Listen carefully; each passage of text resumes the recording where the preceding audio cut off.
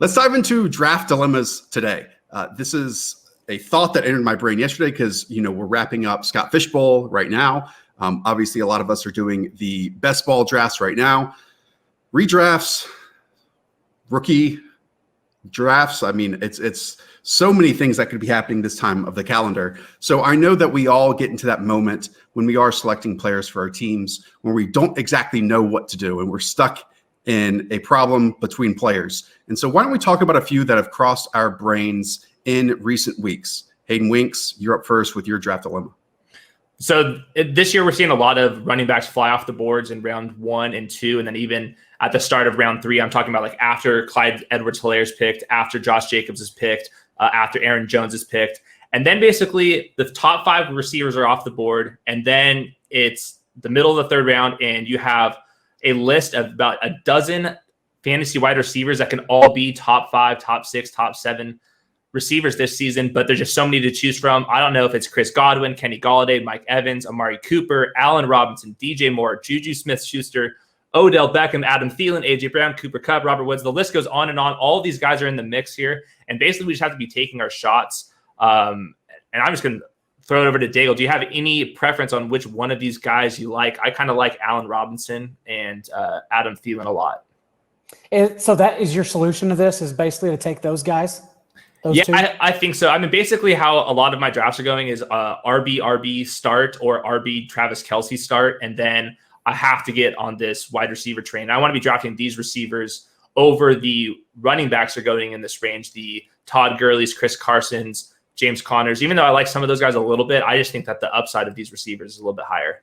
In that particular section, you kind of have to take a stand because Adam Thielen has still been sticking around. I don't know how much longer that will last, but really it's been coming down to Allen Robinson and Juju Smith-Schuster in that range. And why I like the theme of this podcast in particular is because even if people listening disagree with the solution, like we're presenting the theme, and like these are issues that continue popping up. So at least they will be aware, even if they disagree with like the rankings of players we have, that they can prep in their own way because the problems still exist no matter what. So I've been realizing that I've been extremely underweight on Allen Robinson all off season, and that's not because I do not love Allen Robinson this year. Absolutely love him. Contract year.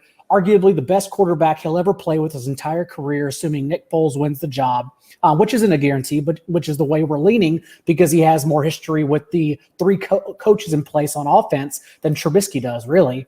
However, I think it's still for me, Juju Smith-Schuster to answer this problem because remember, Juju Smith-Schuster was going at the end of the 1st round last year as the 5th overall wide receiver, and basically nothing happened. He was banged up. Ben Roethlisberger was out after 2 starts, and thus it allowed Deontay Johnson to lead the team in receiving while Juju just kind of hopped his way onto the field. So I still love Smith-Schuster in particular, but again, that's just how I'm really solving this problem right now. I think going a receiver here is just fine in general. On your point of Allen Robinson, I think it can be difficult at times for us to separate our beliefs in a team versus our beliefs in a player, because I don't think any of us really like the Chicago Bears this year in terms of a fun offense that we can really get behind in the vein of the Arizona Cardinals or the Kansas City Chiefs. I can keep going down and down the list.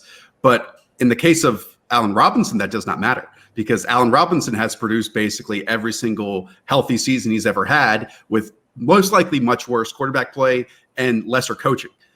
So I think Allen Robinson is an easy favorite of this group.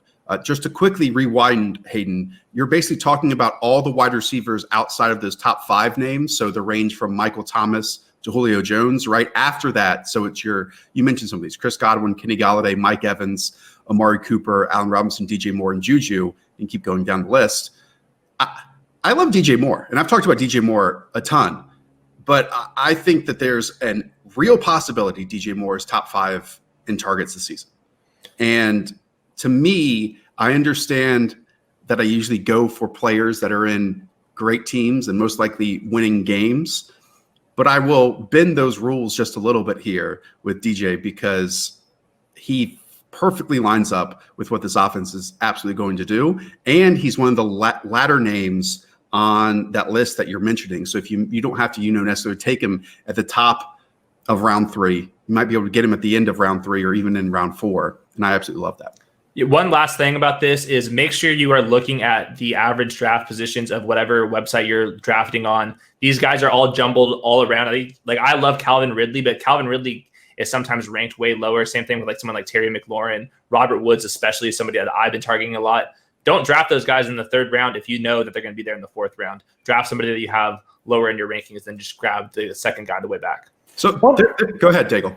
I was going to say one quick thing, because I also like Kenny Galladay a lot. And the reasons are I've seen people cite that he's due for negative regression just because on such a low target share to still lead the league in touchdowns in general and outproduce Marvin Jones pretty much. It's bound to come backwards. However, Galladay, in doing the Lions preview, Galladay actually led the entire league in targets 20-plus yards downfield, catching less than half of them. In the 8 games Stafford was under center. And I think far too often we get caught up in the negative regression side of that, whereas Kenny Galladay's profile, like just being an elite specimen, it doesn't mean he's going to catch fewer, right? Like he could actually catch more than he did because he's that good of a receiver. It's the same argument we continue having for Lamar Jackson. Like, yes, the defense will probably be worse. Yes, their offense will be in more competitive game scripts, but that's not necessarily a negative if we get divisional round Titans matchup game scripts for Lamar for 16 games. So it's just one of those things where you kind of have to take a step back every single player you look at as well. Hayden, 2 names I want to ask you about and just get your read on them. The first is Mike Evans, because Mike Evans has secured at least 1,000 yards receiving in each of his seasons in the NFL, which is miraculous. I mean, it's incredible. And now he gets Tom Brady, who obviously didn't have a ton of passing production last season and is quite different than the quarterback that Mike Evans was with last year. And most likely they're going to win more games. So it's going to be fewer passes. And then the other name I want to ask about is Odell Beckham, because we sat here last year thinking that Odell might be a top 3 to 5 receiver in the league. And then his relationship with Baker Mayfield was just absolutely atrocious last season. Now he's going as the wide receiver 14. It's still a case you can make that Odell Beckham is the most talented wide receiver in the NFL. But it's difficult to get over that sour taste in our mouth that we had last year, because Odell was like way, way, way down the list in average fantasy points per game. Yeah, both of these guys are entering offenses that are going to be different than it was last year. And I think that hurts Mike Evans and helps Odell Beckham a little bit. I kind of envision the Buccaneers being a little less aggressive than they were last season with Jameis Winston just airing it out. The team's going to be better. And I don't think that Tom Brady's going to be just like slinging deep passes all over the field. With that said, Mike Evans is still so good. In the red zone, he'll be the top guy with Gronk. I think he's going to be like a low-end wide receiver 1, which is basically where he's being drafted at. And then Odell Beckham, somebody that I've been starting to draft a little bit more after doing the Browns preview. I think there's going to be a lot of play-action passes. If you look at the difference between Baker Mayfield on play-action passes versus not play-action passes, that is just incredible. He goes way up to over 9 yards per attempt. And what we're going to see is just under 12 personnel sets, fake handoff to Nick Chubb, and then all of a sudden Odell Beckham is 35 yards downfield, and just Baker Mayfield just has to hit him. And with a healthy offseason for Odell, he's over his sports hernia surgery apparently. We're going to see a lot of those deep targets coming back into him. Beckham finished with the 3rd most air yards, 4th most end zone targets, and 15th overall in raw targets last year, and yet was the overall wide receiver 25. I don't see him actually having more targets this year. Finished with 133 last year, put him more in the 120 range, but I expect that offense in general to be more efficient, and thus Odell Beckham to have a much better year. Baker Mayfield just has to play better. It's really as simple as that. Okay. I'll go next with the draft dilemma that I've had recently, and this namely came up in the Scott Fish Bowl. But rookie wide receivers. I actually think the 2019 rookie class was a bit undervalued heading into it. I'm not going to say I think that the 2020 rookie class is a bit overvalued, but we've all heard for months how this is, the most talented group we've seen of the wide receiver group coming into the NFL for quite some time. So the expectations are high, but you don't have to invest even a high draft pick like what Hayden was talking about, the wide receiver position, to even land the top rookie wide receivers. These are some of the ADPs, okay? CeeDee Lamb is the wide receiver 40. Jerry Jeudy, wide receiver 42. Henry Ruggs, wide receiver 45. Jalen Reagor, wide receiver 50. Justin Jefferson, Brandon Ayuk, wide receiver 51, and wide receiver 60. So rather than going through each name, because I want to hear what you guys say, I want to pinpoint the two names of that group that I am targeting. And they're not the two that are going earliest in CeeDee Lamb and Jerry Jeudy. It's actually Henry Ruggs and it's Jalen Reagor. These are two players that I am trying to exit basically every single draft with right now. Henry Ruggs, again, wide receiver 45. This Las Vegas Raiders wide receiver group has basically been completely retooled. And Hayden, you and I discussed this prior to the draft. People kind of pegged Henry Ruggs as this big play, deep shot wide receiver. And he wasn't that at all, right? Like he just had 4 catches of 20-plus yards last season. Compare that to Jerry Jeudy, 9 catches of 20-plus yards of his 77. You know where he was great, Henry Ruggs, and that's yards after the catch. 10.5 yards on average after the catch, tied for 8th best in all of college football. So this is a player who is now linked with Derek Carr. So a lot of those 20-plus yard air yards are not going to be there in terms of throws. He's going to be manufactured touches near the line of scrimmage constantly, in the short to intermediate area constantly. And I think he's the odds-on favorite, Hayden, to lead that team in targets and receptions and most likely big plays this season. Yeah, Henry Ruggs is the guy that I always keep drafting in the double-digit rounds. He is the most talented receiver on the Raiders, and I have no doubts about that. Just what he does on slants, if he catches it a slant, that is like a 70-yard touchdown waiting to happen. And like you said, there isn't an established receiver on the Raiders. Darren Waller fell off in the second half. I think that the Raiders obviously want to run the ball with Josh Jacobs a lot, but I think Henry Ruggs could have 80, 90, 100 targets and do just enough with them to be a weekly flex option. And like you mentioned, he's being drafted way after that. The other guy I want to mention, I agree with Jalen Reagor. I'm kind of on board with CeeDee Lamb. The other guy I want to mention is Justin Jefferson, who I think is going to be walking into the number 2 receiver role on a Vikings offense that's going to have to pass the ball more often. Their defense is weaker. They lose Stephon Diggs. I think that Justin Jefferson is somebody that could be really earning a lot of targets with Kirk Cousins, who's super accurate. And I think that Justin Jefferson's going to do a lot underneath this year.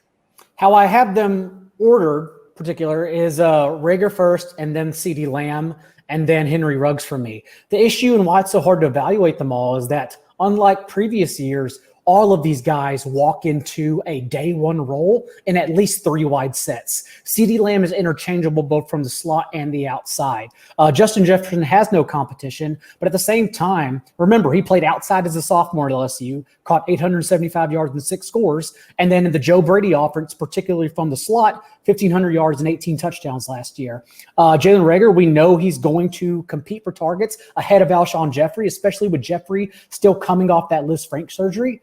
Henry Ruggs will walk in and offers an elite trait that no one else on that offense does. Jerry Jeudy, of course, they don't have another receiver outside of Cortland Sutton in Denver, and Denzel Mims will basically be competing with Brashad Perryman. So all of these guys have a role. It's just a matter of which ones buck or transition well to against NFL talent. So for me, I'm betting on the better quarterback and the better offenses in that situation. Mm-hmm. And while I think Lamb is in the best situation among all of them, I also think the competition he's facing in their wide receiver core is also the best. So I'm ticking him down just a hair and moving Reagor just ahead of him. It's a good point. And I think you might have been mentioning in terms of quarterback play, subtweeting Henry Ruggs here, because I don't think any of us are too excited about Derek Carr as a quarterback in the NFL. But I was actually pleasantly surprised about John Gruden last season as a play caller. That offensive line played quite well for most of the season. Well above average. And Josh Jacobs, his running ability shined consistently, was a top 5 runner. And just being able to transition someone like Darren Waller, who had no history in the NFL at all, and turning him into one of the best receiving tight ends in the NFL, it gives me some promise here with Henry Ruggs and how he's going to be able to manufacture him touches anywhere and everywhere. And I think they're absolutely going to do that because, as Hayden mentioned, he's the only type of player on that team like that. Now, I also want to bring up Jalen Reagor because, again, wide receiver 50 right now, that is just the easiest pick for me in that area. 128 targets available on this Philadelphia Eagles team, 21% of their volume. And among wide receivers, who do we have to worry about? Back at TCU, they did an awful job with Jalen Reagor manufacturing easy touches for him. He just had 9 screens last year for someone who has like 4.3 speed, just 9 slot receptions on 113 slot snaps. Again, the Horned Frogs just had no clue with awful quarterback play how to get the ball in the best player on their team, which is awful. Now he goes to Doug Peterson, who we have seen in the past. If he wants you to get the football, you are getting the football. And Jalen Reagor, again, with Deshaun Jackson being completely up in the air at the moment, Alshon Jeffrey might starting the season on the PUP list. J.J. Arcega-Whiteside doing absolutely nothing his rookie year. Adam Kaplan has said this.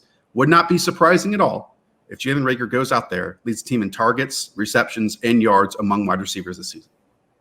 Yeah, and like we said earlier, we're not trying to get a wide receiver 2 in fantasy from this group. Most likely we're getting a low-end wide receiver 3, a weekly flex guy. That's what we're hoping here. And I think that Jalen Reagor and CeeDee Lamb are the 2 with the highest upside. Like, they have a chance to become like a top 25 option out of this group just because the offenses are much better than the other players or these other rookies that are in these offenses. So I agree with both of you guys. I think Jalen Reagor, Henry Ruggs, CeeDee Lamb, and Justin Jefferson are the rookies that I'm targeting.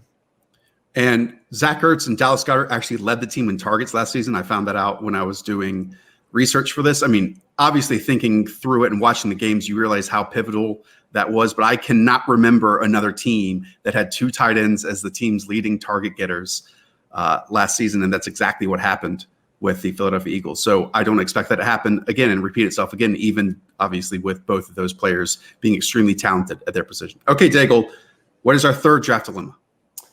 Speaking of Wentz, Goddard, and Ertz, something that became apparent in the Scott Fish Bowl and, the years of DFS we've experienced and played is that far too many people are misconstruing the definition of stacking, because there are still people that have a quarterback and a wide receiver and consider that stacking. But stacking is at least 2 pass catchers or at least 3 pieces of an offense. And I think it's really important to remember, whether it's best ball, dynasty, or even as we get into more redraft season-long leagues in August, that ideally you're trying to maximize your upside. And thus you're trying to stack 2 other players with your quarterback and not just one. That's a combo. We want to stack, because when our wide receiver hits, most likely our quarterbacks hit. So you just need to go across the board, outthink everyone, and target 3 players. And you can even go, if you're drafting a backup quarterback, which is, if it's a 1 quarterback league, I do not suggest at all. But if you're doing that, particularly for best ball leagues, let's say, we're trying to just gather as many 3 to 4 piece cores as we can. If you're in a recreational league that isn't really paying attention, they're showing for the draft and just doing normal things, I think you can just outsmart them by paying attention to ADP, listen to the Rotoworld football podcast, dodging popular bust and whatnot, and get away like that. But in smarter draft, especially mid to high stakes best ball leagues, like, you just have to prioritize 3 to 4 guys. It's difficult. It can be, because, ADP, you might have to go against that when doing it. Right, Daigle? Like, you might have to take someone who you believe is a lesser talent or doesn't fit the stacking criteria. But this is something that I've tried to learn more and more about. And really, you stack because you want to win your league, right? Like, you don't just want to make the playoffs. So the key piece being, when you get to week 16 or whatever, the fantasy football championships are going to be this year, when you get to that second round of the playoffs, you hope that 3-person or 4-person or whatever stack just absolutely blows up and goes, to the moon. And if that's the case, then you're going to have a great chance of just being absolutely dominant towards the end of the season. In the Scott Fish Bowl, I went Carson Wentz, I went Jalen Reagor, and I went Deshaun Jackson. And I feel great about that. This is also, super flex league, so quarterbacks. I tried to go Terry McLaurin, Antonio Gibson, and Dwayne Haskins as well. So these are not, though, ones that cost high draft capital. I'm still having a difficult time doing that, because Hayden, of those players that are going so early in drafts, I mean, I would love it if I could go Tyreek Hill, Travis Kelce, Patrick Mahomes, but you can't really have that luxury in a lot of these drafts.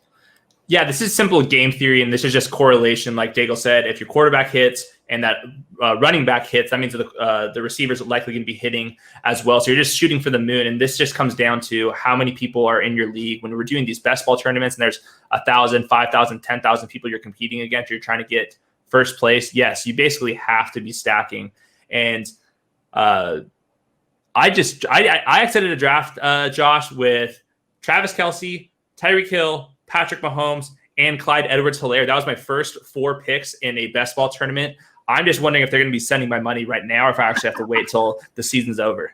I mean, there is some luck here, though. Like, you know, if people are doing salary cap drafts, you know, that you can pick and choose which players that you want on your team, and you don't have to, you know, rely on the snake and everyone else around you to not draft these players that you want to. Yeah, you can end up with those 4 Chiefs players like you mentioned. I would also advocate, right, Daigle, that you want to do these with offenses that you think are going to be putting up a lot of yards, a lot of points. It might not be worth it for obviously every single team around the league who some of these offenses are absolutely going to struggle.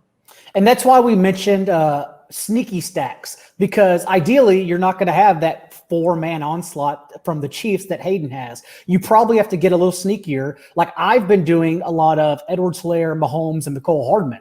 Because I think that's a really good route to go. I love the Lions double stack between Stafford, Marvin Jones, and Kenny Golladay. Very accessible. I've talked about the Niners stack time and time again on this podcast because they have one of the easiest opening schedules the first 6 weeks of the season of any team.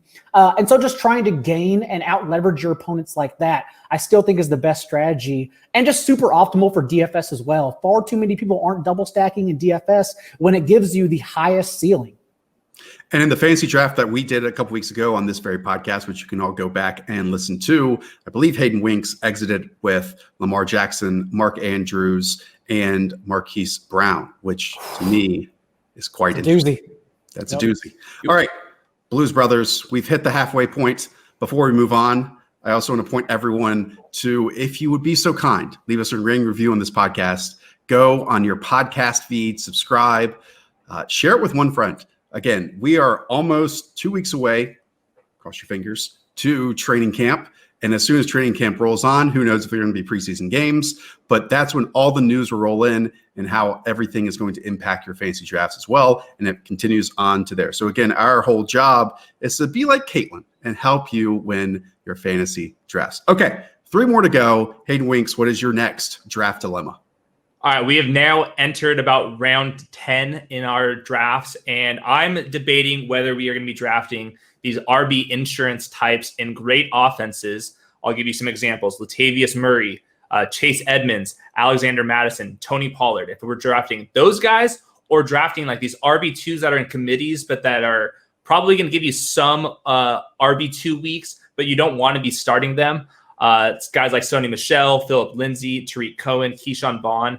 It's basically, are we chasing the ceiling, or are we hoping that when bye weeks roll around, we can start plugging and playing some of these guys? And then there's this other group, and this is kind of the best of both worlds, where you're getting kind of like an RB2 in a committee, but it's actually in a good offense. Tevin Coleman, J.K. Dobbins, Damian Williams, Kareem Hunt. Those guys go a little bit earlier. I think they have the best of both worlds, but the main discussion or the dilemma that I always have is it Latavius Murray or is it Philip Lindsay? Is it Chase Edmonds or is it Tariq Cohen?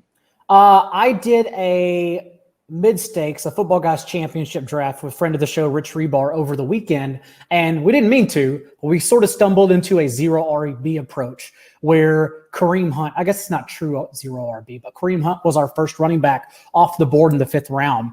And really, I would just urge everyone listening that if you are taking that strategy, and you never know, you just have to roll with the punches in live drafts, especially the mid to high stakes ones, and just kind of take what the room gives you. And the rest of the room in this case was drafting running backs, going robust across the board. So we got Kareem Hunt, and then you have to take basically a few hours one day if you're going to do this and just set aside your rankings and start ranking these terrible situations because you're going to end up with them. And maybe probably some people disagree, but if you are going that approach, zero RB, pretty much, you can't be coming away with a guy like Tony Pollard, who we know doesn't have a role. a guy like Latavius Murray, who I really like. But again, without Mark Ingram for the first time last year, Alvin Kamara still played a career high in snap rate across the year. And that was with a bum ankle for most of the year. So I think you need to prioritize the lesser players like DeAndre Swift, who we know he has an opening day pass catching role, Zach Moss, who we know he has a touchdown role, either Jordan Howard, Matt Breida, or perhaps even both, and take that approach if you're looking for an RB2 flex at that position. It's difficult on one of these podcasts to just like go down a list of players you're avoiding because no matter what, one of them is going to hit, but I'm going to do it right now. I have 0 shares. I have not drafted a single time the likes of Tariq Cohen. I have not drafted Sony Michel. I have not drafted Phillip Lindsay. And I don't think that's going to change at all. I just do not, Kerryon Johnson I throw in there. Like, I just do not see the upside of these players. Now, there are some names in there that intrigue me. You know, the more I do this, the more I can kind of like talk myself into this guy can be where he's going as like the running back 36, around 90 overall, a player who might put up some really, really good weeks. And that with someone like James White, you know, I think James White with Cam Newton now in the fold. Now that's a complete unknown situation as well. But who else in that backfield? I guess Rex Burkhead, but who else is going to catch passes and is someone that team has relied on to really generate a lot of offensive flow? And I think James White could be that. You know, Marlon Mack could have early season success. You've mentioned Jordan Howard and Matt Breida and how that's the quote unquote cheapest backfield to invest in fantasy drafts right now. But more or less, as we keep talking about, I'm trying to lock up my running backs in the first 2 rounds. Maybe, depending on who is there, hit on someone like James Conner or David Montgomery if I'm really feeling good. And then after that, just go for high upside, maybe even rookies like Daigle mentioned. Yeah, you guys have just basically made me confirm my priors going into this. I have been just drafting 2 or 3 running backs in the first 2 or 3 rounds. And if I don't do that, I'm grabbing someone like Kareem Hunt. And I'm basically forgetting about all of these Matt Breida types. I just can't do it. Like what is the upside? I think I would rather take 2 strong running backs at the top of the list and then draft a Latavius Murray, Chase Edmonds later on, and then just hope that either both of my running backs stay healthy the full year, and then in that case, you're set. Or if one of them goes down, hopefully at the same time, Chase Edmonds is back in your lineup, and then just like try to avoid these like guys that are averaging 10 fantasy points a week. And I think that's why I don't have much Allen Robinson, is because every time I go to click him over even someone like Adam Thielen or whatever, it's hard to stomach him, Foles, and Tariq Cohen in a stack in a lineup. And it's just like, okay, my brain explodes. And in a non-best ball format, so we're mainly talking redraft here, It is very difficult for me to get excited about drafting a player who is banking on someone else's injury, right? Like Phillip Lindsay is basically doing that with Melvin Gordon. Instead, I would want someone like Zach Moss, who I think we're undervaluing the potential role that Zach Moss is going to have. You know, it would not be surprising at all if they take away those goal line runs away from Josh Allen and give them to Zach Moss. Devin Singletary, while he had I really liked him coming in the NFL. He had some nice moments as a rookie. I don't think he like blew the doors off anything. I don't think he profiles as this every down superstar. And Zach Moss did a lot of great things in college. So it wouldn't be surprising at all for him to have a role as a rookie as well. Zach Moss's athleticism is absolutely whatever, just a guy. But he did average nearly 14 yards a catch on 28 catches last year, and he had 2 seasons where he had 28 catches in college. So we can probably say he's at least a better pass-catching back. Not that any running back's going to see targets on that team, but he's a better pass-catching back than Devin Singletary. So there is that added layer outside of his likely touchdown role. I'll also throw out that, to me, athleticism really does not matter at running back. Like that's probably the bottom of the list of all the positions where athleticism matters. And for comparing to his own team, Devin Singletary's athleticism is also trash. So it's not like one is better than the other in that regard as well. Okay, I will go next. This is going to be a short one. But after those top 12 tight ends, so after your Mike Gesicki's, Jared Cook's, Rob Gronkowski's, Austin Hooper's, and obviously everyone above them, I'm having a difficult time determining which tight end I want to invest in. You know, is it Jack Doyle because of Phillip Rivers and his connection with tight ends over the years? Is it TJ Hawkinson and Noah Fant, who are coming into their second year and showed a lot of promise and flashes during their moments? Is it Jonnu Smith because Delaney Walker is gone? Or is it in that Chris Herndon, Ian Thomas, Blake Jarwin territory, because like they should have a ton of opportunity this year. Like the tight end 15 to tight end 21 basically just has 40 selections difference between all of those. If I have to pick one name, and I would love for each of you to name one as well. If I have to pick one name, it's going to be Jonnu Smith right now. And it's kind of how I've been leaning in recent drafts. Delaney in Tennessee, and I know that Arthur Smith wasn't the offensive coordinator for these years, but he had seasons of 106, 103, 102, 133 targets. I mean, take Jonnu Smith and Delaney Walker's target totals last year, you get about 75. And, Jonnu Smith really took over about week 7, and his snap rate ranged anywhere from like 72% to 94%. He was a full-time player, basically. And obviously, that team doesn't have a ton of passing volume, especially compared to other teams across the league, with A.J. Brown leading the team in targets last year with just 84. But Jonnu Smith, to me, is just hitting his stride as a player, as an incredible athlete who's outstanding after the catch. And if he ranges somewhere in that 80 target area, he could do wonders with it, especially, again, in that tight end 15 to tight end 21 territory. And remember, they even gave Jonnu Smith carries last year, both in the playoffs and the regular season, because he's that much of a super athlete. Yeah, I'm with you guys. I think I would pick Jonnu Smith here, just the athleticism. I think that the Titans are going to have to pass the ball a little bit more. And I think actually Ryan Tannehill is a good quarterback. He's not fantastic, but he's definitely accurate. And I think that they're going to get Jonnu Smith more touches this season. And I kind of like this Jack Doyle call. I think Rotopat had this even like last month. Not exciting. This is like somebody that's just probably going to lead this group in targets. And he's probably never going to be like a top 10 tight end. But if you're in a 2 tight end league, I think Jack Doyle is reasonably priced. The 2 guys that I'm most nervous about completely fading, I haven't been drafting these guys at all. And I loved them coming out of the draft. And I had Noah Fant as the best tight end in my, I do this analytics model, the best tight end in the last 20 years, Noah Fant. I'm worried that he's just not going to get enough touches. And the same thing with TJ Hawkinson. And TJ Hawkinson had an okay rookie season. He wasn't nearly as good as Noah Fant. I'm off both of them. I think everyone's just kind of wishing them into existence. And I'm not sure if they're going to have enough opportunity to make that happen as a low-end tight end 1. If any, even 2 of Hawkinson's fingertip drops in the end zone last year, it's just hauled in, we may be talking about him a little differently. The thing is that Fant and Hawkinson are both super athletes who prove they can perform against elite NFL talent. I wish Hawkinson would have done more outside of the superb Cardinals matchup, going for 100 yards and basically disappearing until he suffered a season-ending injury. And I wish Fant was elevated slightly more from Drew Lock, as opposed to just falling flat for less than 3 targets per game in that 5-game stretch. And that's why, could be wrong here, but I prefer to bet on Blake Jarwin over both. Again, it's just tying myself to good offenses, to good quarterbacks in elite situations, and Jarwin walks into all 3. Now that Jason Witten has gone to Oakland or Las Vegas, I'm going to do that several times this offseason, and there's literally no one to step in his way. Not a single person, barring a surprise acquisition of David Njoku. The Hawkinson Fant calls, they will keep me up at some point this season, Hayden, if both of them just turn into absolute studs during their second year. And it's absolutely possible both can, because from an athleticism standpoint, from a talent standpoint, they can definitely do it. What was shocking to me when going back and researching this podcast was that Noah Fant already was second on his team in targets last season.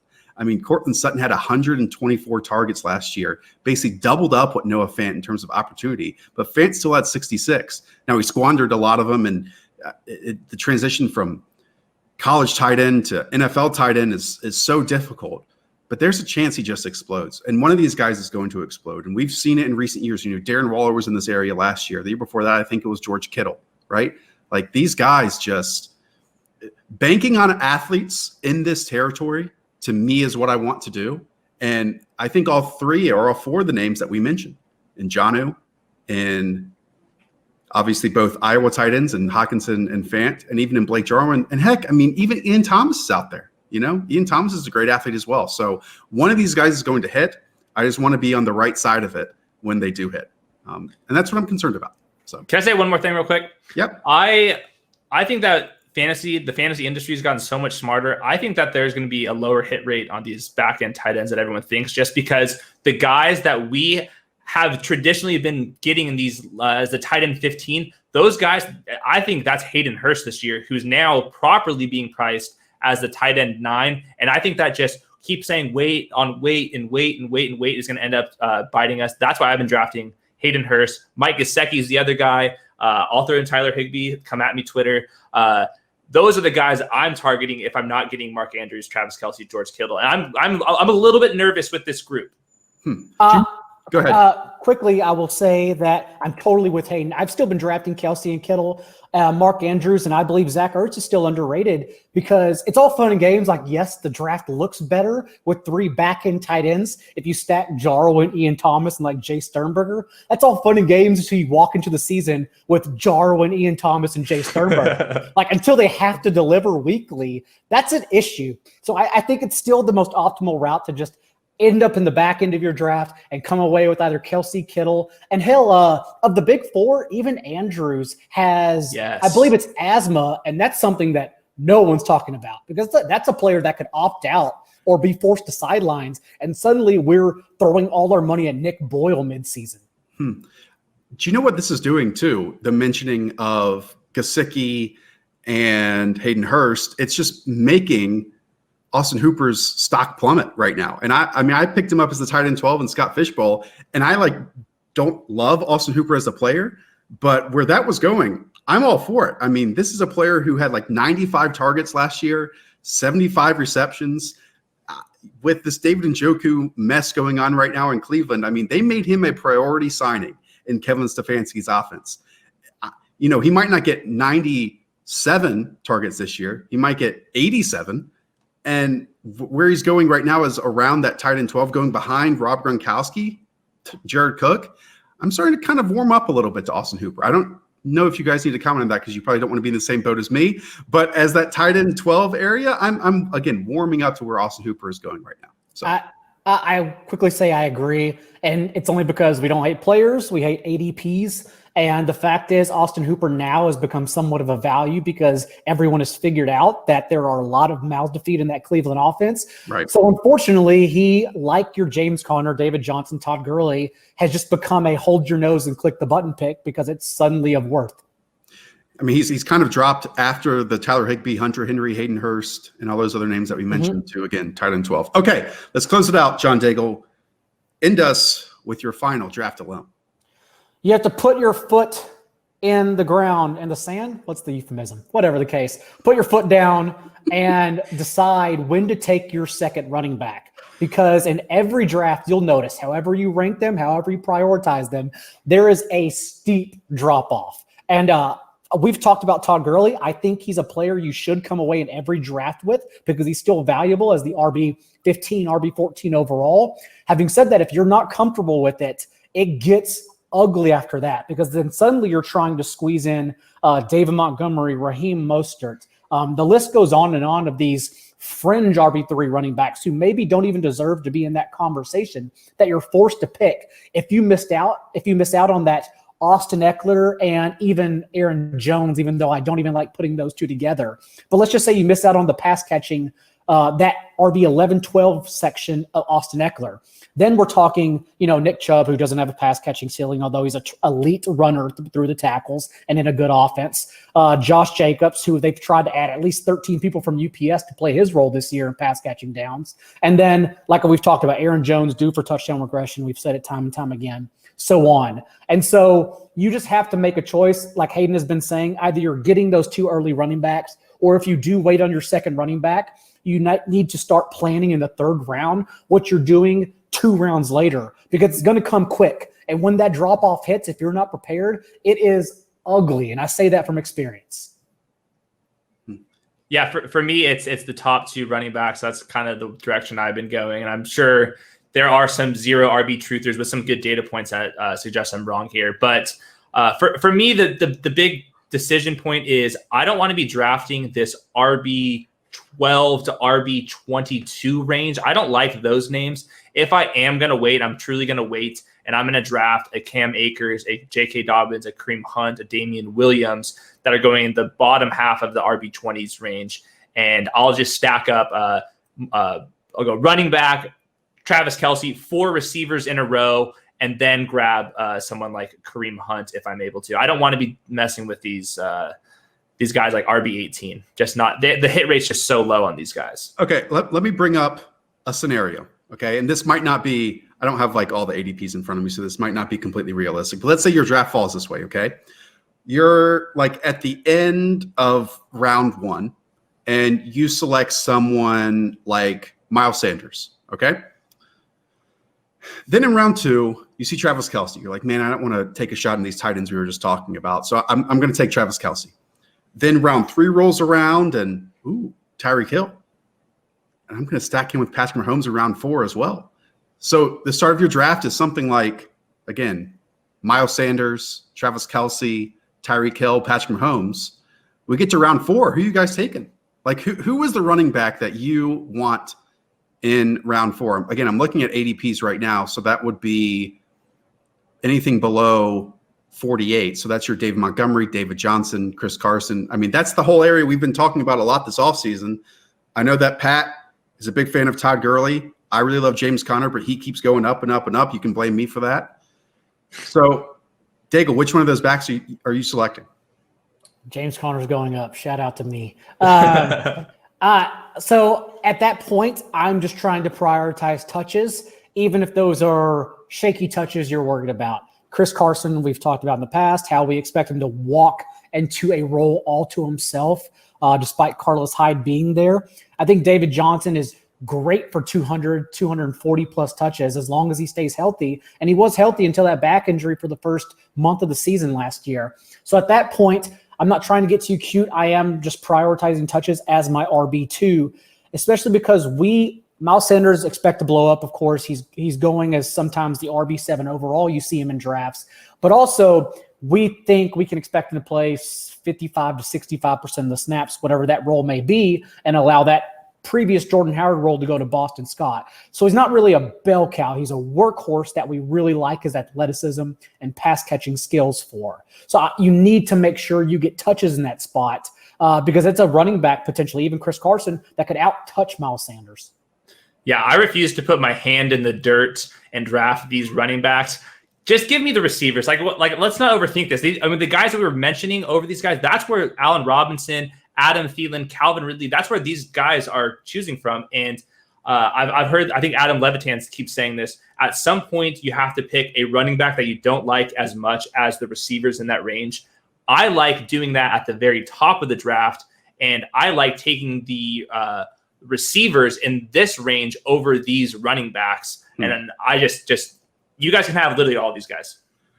Okay, but then the next round, are you going to look at Cam Akers? Yes. DeAndre Swift? Now we're talking because now we've moved into the Stephon Diggs, Jarvis Landry receiver position, and that's where I'll rather take my shots on high upside rookies or a Kareem Hunt over these like wide receiver 3 types. We're 45 minutes in, so I guess now it's safe to say that I still kind of believe in David Montgomery in 2020. So just in case, hopefully, 75% of the audience is no longer listening, so I can't be held accountable for that statement as well. But if we're talking touches, who's going to get him? Tariq Cohen? No, David Montgomery is going to get him. Allen Robinson. And it could not be a worse season than what David Montgomery did during his rookie year. Since less than 75% of the audience is listening, I've kind of been leaning towards Mitchell Trubisky starting lately. All right. Time to wrap up this show. I'm worried, Josh. Gentlemen, thank you so much for being here. Again, if you missed our previous episodes, the 2 I would call attention to. One is our most recent one, our favorite picks from every July draft. Basically, every single player we are exiting all July drafts with. Go and check that one out. And again, we went inside the mind of Hayden Winks, and he went stacks of Lamar Jackson, Mark Andrews, and Marquise Brown. So go back and listen to that hour and a half long episode. All right, we'll be back later this week for another episode on Friday. But for Hayden Winks, for John Daigle, I'm Josh Norris. Talk to you soon. Up the Villa.